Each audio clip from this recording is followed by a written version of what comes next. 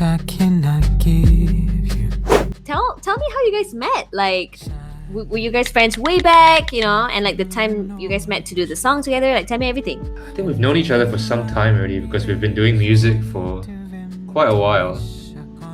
I think Joel, when did you release your first EP? 2014. Yeah. So we've probably known each other just like slightly before that. I remember seeing like one of Joel's very early performances at we have this performing arts theater called the Esplanade, and then like the booking like manager at the time was like, hey, you have to check out this guy. He's like the new you. And I'm like, what a good thing. Who want to be the new me? But anyway, then I saw him. I was just like, oh, his voice is so good. And like I saw his like music video. I was just like, oh man, it is very inspiring to see because it's like, it's like a new generation of artists doing their own thing. Just kind of breaking like the ceiling. And I've known Joel since then, but we haven't really hung out much because I think we're both like hermits. But just last year we just Joel hit me up on Instagram, and then we just wanted to work on something together, and here we are. This song is basically like a long time coming. It wasn't like it just happened like a month ago or 2 months ago. It was like a song that was ready or like sort of done probably like last year, right? Yeah, it took me a while to put together, but like Joel's parts were recorded really quickly. We just had like a couple of sessions in this room actually. We just like everything was just done at home, and then I was just about to leave for London, so I finished the arrangement and the production while I was in London, and we're just liaising back and forth online, and then now it's out, so we're very happy. I gotta know though, okay, when you guys like sort of met up to write the song together, why this particular concept? Why did you guys decide, let's talk about, having two sides of the story? Because, I'm pretty sure it relates to you guys. So you gotta tell me both sides. I know I say this a lot, Charlie, but forgive me. I've been a huge fan of Charlie's for very, very long. So it's like when actually I was there at the Esplanade show when we first met. I was actually looking forward to his set. I think that's how, and then I knew the booking manager, and then that's how he got introduced to me. So I think I performed first, and then he performed afterwards. So I've known him for very long, and we've always been like around each other for quite a bit, and he's always been a huge inspiration to me. And I think for me, when we got together in Two Sides, I was really excited and super stoked to put a song together with him. I'm very familiar with his sound and his style for so many years, and just to have that his style and like my style of what I've created for myself come together to me it's just everything about the song, and I think the themes that we explore are very similar. So wow, it's nice to have that. True. Well, I think when we came together and like had our writing session, I don't think we like planned on what to write. I think it all just came very naturally. I think songs, like the meaning behind songs, a lot of it is probably like post-rationalized, I find. And you kind of sing some gibberish and then you try to make sense of what your subconscious is trying to say. So I think we were kind of on the same wavelength. And like Joel just started humming like a melody. I was just playing some chords, and then like slowly we just filled in the gaps. And it turned out pretty coherent in terms of like the lyrical theme. So pretty happy about it. But most importantly, like just the words sounded good when we were singing, even though they were just kind of gibberish at the start. Okay. Yeah, we're both like very, even though we have like quite different tastes of music, we both like really like boy bands. Oh. Okay. So we're just like, why don't we just do a song that is like, reimagining what a boy band would sound like in 2020. You know what, Charlie? I always talk to Joel a lot more, and I realize that he's very personal with what he writes. So with this song, I want to know how personal it is to you guys, and how did you guys sort of merge it together to sort of like be in that same wavelength, because I know you sing your part and then Charlie sings his part and then you sort of sing it together in the chorus, right? So tell me how you guys sort of like share those two sides together into the song. I don't know, I think we just kind of bounce off each other. Like what I said before, like, you know, a lot of it is kind of, we have an idea and then we just keep bouncing off each other. It just kind of snowballs.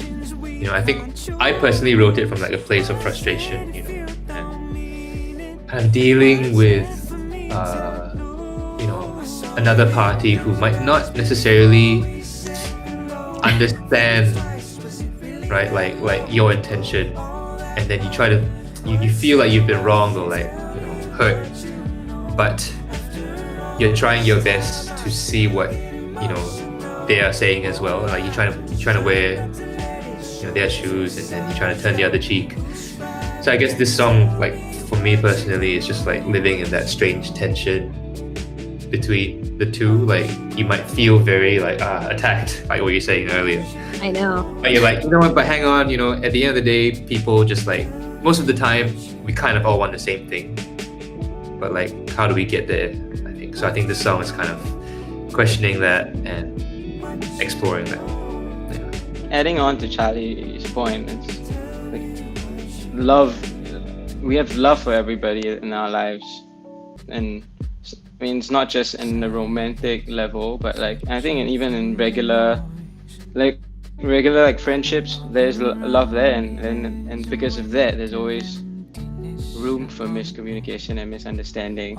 And so like I think coming up with this song was pretty smooth, because I don't think we lack like experiences of these kinds of frustrations. Yeah. What's really both of your takes on which side is more important, you know?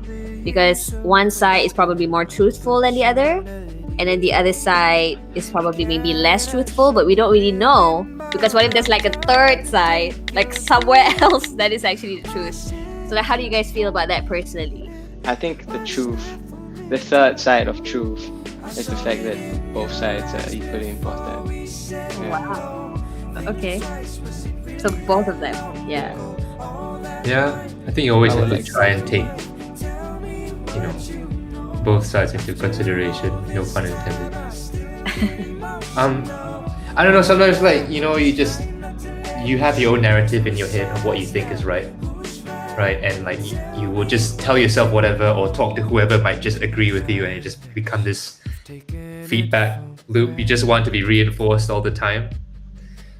But I think every now and then it's good to like challenge that, and to go, hang on, like, am I really as self-aware as I think I am? Am I really as like, you know, I think you have to give the other side the benefit of the doubt whenever you are angry, or whenever you're like offended or you're hurt. And I think that's the only way to come to like some sort of mutual understanding. But obviously the other person must also feel the same way, otherwise it's just no point. Yeah. All right, guys. So, what is the one main thing you want your fans to take away from this song? Go therapy if you need to. Wow. That's something more like. That's the most objective, like, yeah, when you want a mediator. Therapy is very underrated. Seek an objective opinion, I think. Like seek a third opinion whenever you're like in a disagreement. Wow. Give the benefit of the doubt, because I think, like I said earlier, like more often than not, I think people all want the same thing. But how we get there is that's the tricky part. So what's next from both of you? Are you guys working on something right now? Are you guys gonna maybe have another song together? I don't know. Yeah, we're always individually working, and I would love to have to be able to write with Charlie again. And yeah, I think we both really enjoy making music. You know, just coming up with that wave file for everybody. So I think we're probably just gonna keep doing it for a while. Yeah. Just grinding, you know? Yeah. Yeah. Every day. And that's it. Thank you so much, guys. Thanks for having us. Any messages you want to give to everybody going through what we're going through right now? Man, just support each other. Like, you know, reach out. It's strange because we seem to have more time, but we don't really, you know, like it can be very claustrophobic at home, and like everything is just so in your face. like when you don't have your own space between work and home and play. All I can say just try and support each other. Call your parents if you're not living with them. Support small businesses where you can. Let's just help each other. If you're in a position to help, just definitely reach out and do so. Yeah, I think there's a lot of room for gratitude for the small things during these times. Just even like gratitude for the frontline workers who are helping keep this whole thing at bay for us. I think it really gives us like perspective, and I think that's the most important thing to have now, is like the right perspective for these times, because that will leak out and affect the other people around you as well. Thank you so much, guys. Have a good day. Thank you. Bye. Take care. Thanks, Silly. Bye-bye. Yeah, bye, Joel, bye, Charlie. Thanks. Fly FM, today's hottest music.